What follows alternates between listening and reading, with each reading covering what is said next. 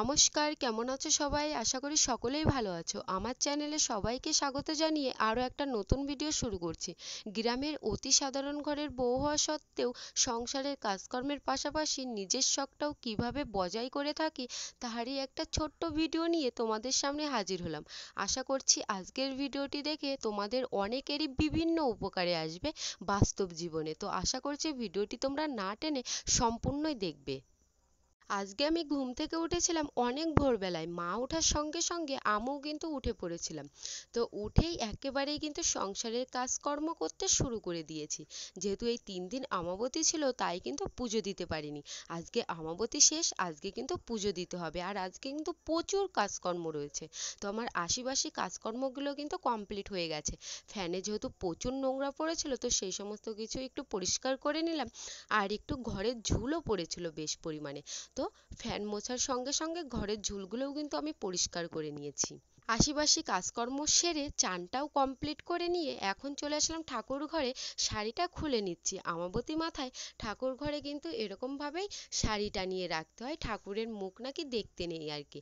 তো আজকে আমাবতী শেষ হয়ে গেছে তো শাড়িটা আমি খুলে দিলাম আর কি। আর দেখো আমও কিন্তু চান করে একেবারেই কিন্তু রেডি হয়ে গিয়েছে। এখন হচ্ছে ফুলগুলো আমি একটা সাজির মধ্যে তুলে দিচ্ছি। আর এই পুরো ঠাকুর ঘরটাকে আমাকে কিন্তু বেশ ভালো করে কিন্তু ক্লিন করে নিতে হবে। যেহেতু 3 দিন আমি পুজো দিইনি তাই কিন্তু আজকে অনেকটা পরিমাণেই চাপ। যেহেতু আমাদের জামা প্যান্ট কাচাকুচির পাশাপাশি ঠাকুর ঘরের যে সমস্ত পোশাক আশাক আছে সমস্ত কিছুই কিন্তু আমাকে পরিষ্কার করে নিতে হবে। আর ঠাকুরের সিংহাসনটাও কিন্তু বেশ ভালো করে কিন্তু জল দিয়ে মুছে নিতে হবে আর কি। তো এখানে হচ্ছে আমি ফার্স্টে এই যে যতটুকু পেলাম আর কি নোংরা তো সমস্ত কিছু বের করে নিয়ে এখন হচ্ছে জলের সাহায্যে ঠাকুরের সিংহাসনগুলো কিন্তু আমি মুছে নিচ্ছি।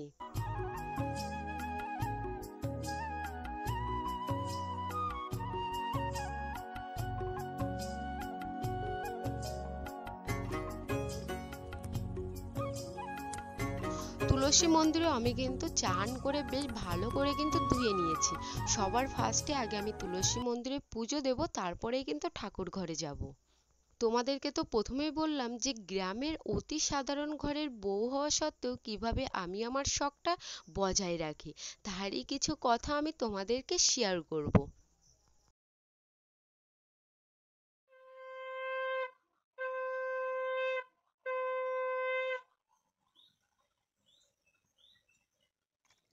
এই 3 দিন ধরে পুজো না দিতে পেরে মনের মধ্যে একেবারেই ভালো লাগছিল না আর কি। তো আজকে পুজো দিতে পেরে মনটা কিন্তু একেবারেই শান্ত হয়ে গেল। তো বেশ ভালো করে লক্ষ্মীনারায়ণকে আমি জল দিয়ে তারপরে গঙ্গা জল দিয়ে কিন্তু চানটা করিয়ে দিলাম। তার পাশাপাশি কিন্তু শিব ঠাকুরকেও কিন্তু আমি চানটা করিয়ে দিয়েছি। এই যে এখন আমি প্রদীপটা জ্বালিয়ে ধূপকাঠিটা ধরিয়ে একেবারে কিন্তু বেশ ভালো করে কিন্তু আমি পুজোটা দিয়ে নেব। তোমরা কারা কারা আমার মতো পুজো দিতে ভালোবাসো অবশ্যই একটু কমেন্ট করে জানিয়ে দিও।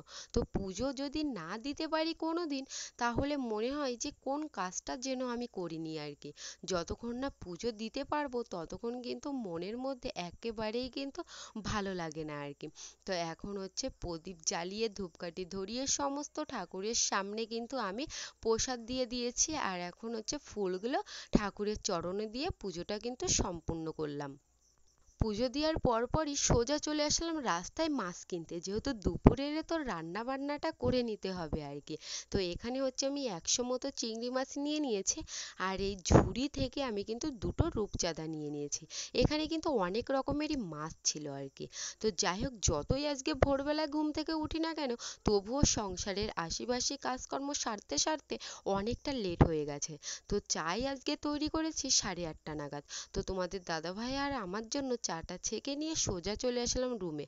তো এখানে হচ্ছে দুজনে মিলে একটু গল্পগুজব করছিলাম আর চাটাও কিন্তু খেয়ে নিচ্ছিলাম। চাটা খেয়ে তোমাদের দাদাভাই টিফিনটা গুছিয়ে দিয়ে বাকি যে কাজকর্মগুলো রয়েছে সেইগুলো কিন্তু কমপ্লিট করে নেব। তো এই যে এখানে হচ্ছে আমি মাছ নিয়ে চলে আসলাম কাটতে। তো এই উনুন ধারে বসে মাছগুলো কিন্তু কেটে নেব। আর ছাই না হলে না আমি সেরকম ভালো কিন্তু মাছ কাটতে পারি না। তোমরা তো কম বেশি সকলেই জানো যে আমি বড় মাছ কাটতে কতটা বেশি ভালোবাসি। তো তো চলো বন্ধুরা মূল কথায় যাওয়া যাক, কারণ তোমরা অনেকেই ধৈর্য সহকারে বসে রয়েছো। মধ্যবিত্ত পরিবারের বউ হওয়া সত্ত্বেও কিভাবে নিজের শখটা পূরণ করেছি।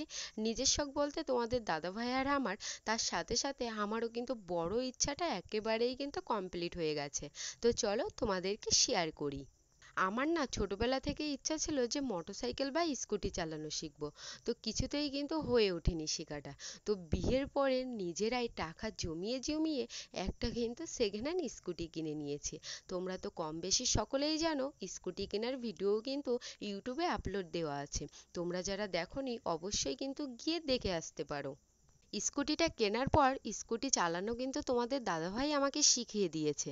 তো ও যখন দোকান থেকে বাড়ি ফিরতো মাঝে মধ্যে কিন্তু স্কুটি কিভাবে চালাতে হয় সেটা কিন্তু আমাকে মানে ওই 1 সপ্তাহ নাগাদ কিন্তু দেখিয়ে দিয়েছে। তারপরেই কিন্তু আমি নিজেই শিখে গিয়েছি। এই কথাগুলোর মধ্যে দিয়ে আমি তোমাদেরকে কিছু বলতে চাই আর কি। আমার মতো অনেক মধ্যবিত্ত পরিবারের বউ রয়েছে যারা তাদের নিজেদের শখ বা ইচ্ছা পূরণ করতে পারে না, বেশিরভাগ এটা ভেবে যে আশেপাশের লোকজন কি বলবে বা নিজের পরিবারের লোকজন কি বলবে। তোমরা যদি এটা ভেবে থাকো যে আশেপাশের লোকজন কি বলবে বা তোমার পরিবারের লোকজন কি বলবে, তাহলে কিন্তু কোনোদিনও নিজের শখ বা ইচ্ছাটা পূরণ করতে পারবে না। লোকের কথা মতো চললে কোনোদিন কিন্তু এগোতেও পারবে না। তাই আমি একটা কথাই বলবো তোমাদেরকে, লোকের কথায় কান না দিয়ে নিজের যা শখ রয়েছে ইচ্ছা রয়েছে সেটাকে পূরণ করা কন্টিনিউ। প্রত্যেকেরই জীবনে কিন্তু কোনো না কোনো অসুবিধা আছে। আমার জীবনেও কিন্তু অনেক রকমেরই অসুবিধা ছিল। তো এখনও কিন্তু আছে টুকিটাকি, পুরোপুরিভাবেই কিন্তু সেরকম ভালো নেই। কেউ কিন্তু পুরোপুরিভাবে সম্পূর্ণই ভালো থাকতে পারে না। তবুও নিজের ইচ্ছা শক্তির মধ্যে দিয়েই নিজের শখ বা ইচ্ছাগুলো কিন্তু পূরণ করার চেষ্টা করি। তোমাদের সঙ্গে অনেক কথা বললাম, কথা বলতে বলতে এখন দেখো রান্নাটাও কিন্তু চাপিয়ে দিয়েছি। তো এখানে হচ্ছে আমি পুঁই শাক, আলু আর চিংড়ি মাছ দিয়ে একটা শুকনো শুকনো চচ্চড়ি মতো কিন্তু করে নিয়েছি। তো আমার এই দেখো চচ্চড়িটা হয়ে গেছে, এখন কিন্তু আমি নামিয়ে দিলাম। আর আজকে কিন্তু প্রচণ্ড গরম পড়ছিল, তো রান্না করতে করতে ঘেমেও কিন্তু যাচ্ছিলাম। তো ফ্রিজ থেকে একটু ঠান্ডা জলও এনেছি, যাতে মাঝে মধ্যে গলাটা শুকিয়ে গেলে জলটা খাবো আর তার পাশাপাশি কিন্তু রান্নাটাও করে নেব। মাছটা কেটে বেশ ভালো করে ধুয়ে নিয়েছি, তার মধ্যে একটু হলুদ আর লবণ দিয়ে বেশ ভালো করেই কিন্তু আমি মাখিয়ে নিয়েছি। এবার তেলটা যেই ভালো মতো গরম হয়েছে তার মধ্যে কিন্তু আমি এই যে মাছগুলো কিন্তু দিয়ে নিলাম। গ্যাস থাকা সত্ত্বেও না আমার কিন্তু উনুনে রান্না করতে বেশি ভালো লাগে। দুই একদিন যেদিন কাঠ চালা করতে অসুবিধা হয় বা হাত পা ব্যথা হয়ে যায়, সেদিন কিন্তু আর উনুনে রান্না করি না, সেদিন মনে করি যে না গ্যাসেই রান্না করে নিই, আর যেদিন একটু লেট হয়ে যায় আর কি। তো দেখো কাঠ চালা করে নিজেই কিন্তু উনুন ধারে রান্নাটা বসিয়ে দিয়েছি। আর আজকে আমি রূপচাঁদা মাছ দিয়ে কাঁচকলা আর আলু দিয়ে কিন্তু হালকা পাতলা ভাবে একটা ঝোল কিন্তু রান্না করে নিলাম। আর ওই যে পুঁইশাক চচ্চড়িটা করেছি আর বাবার জন্য একটু উচ্ছে ভাজি করে নিয়েছি। এখন হচ্ছে আমি মাছগুলো দিয়ে নিলাম, মাছগুলো দিয়ে কিছুক্ষণ ঢাকনা দিয়ে ঢেকে রেখে দেব। তার পরপরই কিন্তু 2-5 মিনিট ফুটতে দিয়ে তরকারিটা কিন্তু নামিয়ে নেব। তো এবার হচ্ছে চেকে দেখবো যে সমস্ত কিছু ঠিকঠাক আছে কিনা। হ্যাঁ, সমস্ত কিছু ঠিকঠাক আছে। এবার কিন্তু আমি নামিয়ে নেব তরকারিটা। তো অনেক রান্না বান্না কিন্তু আজকে সেরে নিয়েছি, লেটটাও কিন্তু প্রচুর হয়েছে। তো দেখো তোমাদের দাদাভাই যে দোকান থেকে বাড়ি এসে খাওয়া দাওয়া করে ঘুমোচ্ছে, সেই সুযোগে কিন্তু আমি ঘর থেকে চাবি নিয়ে চলে আসলাম স্কুটি চালাতে। তো আজকে তোমাদেরকে দেখাবো, দেখো আমি কিভাবে স্কুটি চালাই আর কি। তো স্কুটি চালানো যতটা সহজ, স্কুটিটা ঘোরাতে বা ফেরাতে সব থেকে বেশি কষ্ট। এই যে ঘোরানোটাই কিন্তু আমার কাছে সব থেকে বেশি কষ্টকর মনে হয় আর কি, যেহেতু প্রচণ্ড ভারী। তো মাঝে মধ্যে কিন্তু ব্যালেন্সটা আমি ঠিক রাখতে পারি না। তো এই দেখো বাড়ির মধ্যে দিয়ে আর বাড়ির পাশের যে রাস্তা, মানে সেই সব রাস্তা দিয়েই কিন্তু আমি চালানো শিখে গিয়েছি। এই যে মাঝে মধ্যে ব্যালেন্সটা সেরকম একটা ঠিকঠাকভাবে রাখতে পারতাম না, এখন কিন্তু বেশ ভালো মতোই কিন্তু ব্যালেন্সটা ঠিক রেখে কিন্তু আমি স্কুটি চালানো কিন্তু শিখে গিয়েছি। তো মধ্যবিত্ত পরিবারের বউ হওয়া সত্ত্বেও আমার সব থেকে বড় ইচ্ছা বা শখটা পূরণ হয়ে গেছে। আর এখানে হচ্ছে দুটো শসা গাছের বীজ দিয়েছিলাম, পাশের বাড়ি একটা দাদার থেকে এনেছিলাম আর কি। তো দেখো 4-5 দিনের মধ্যে গাছগুলো কতটা সুন্দর হয়ে গেছে, আর গাছের পাতাগুলোও না খেয়ে নিচ্ছে পোকাতে। তো কি করব সেটাই ভেবে পাচ্ছি না। তো এই যে তার পরপরই দেখলাম যে আকাশে কিন্তু প্রচণ্ড মেঘ করেছে আর কি, আর হালকা পাতলা কিন্তু বৃষ্টিও হচ্ছিল। এই মেঘগুলো দেখে মনে হচ্ছে যে প্রচণ্ড জোরেই কিন্তু বৃষ্টি নামবে, কিন্তু বৃষ্টি অতটা বেশ ভালো করে কিন্তু হয়নি, ছিটে ফোঁটা মতো হয়েছে। এখন চলে আসলাম রুমে। রুমের পাশেই যেহেতু আমি কিছু ফুল গাছ লাগিয়েছিলাম, তো কোনো কোনো জায়গায় গ্যাপ ছিল, তো সেই সমস্ত জায়গাগুলোতেই কিন্তু আমি ফুল গাছ লাগিয়ে পূরণ করে নিলাম, যাতে বৃষ্টি আসলে জল দেওয়া না লাগে আর ফুল গাছগুলো যাতে বেঁচে যায়। তো চলো বন্ধুরা, আমার ভিডিও তোমাদের কেমন লাগলো অবশ্যই কমেন্ট করে জানিও। আর আজকের ভিডিওটি যদি কোনো না কোনো পার্ট তোমাদের অবশ্যই ভালো লেগে থাকে, তাহলে চ্যানেলটা সাবস্ক্রাইব করে যে এই দিদি ভাইয়ের পাশে থেকো, সঙ্গে থেকো।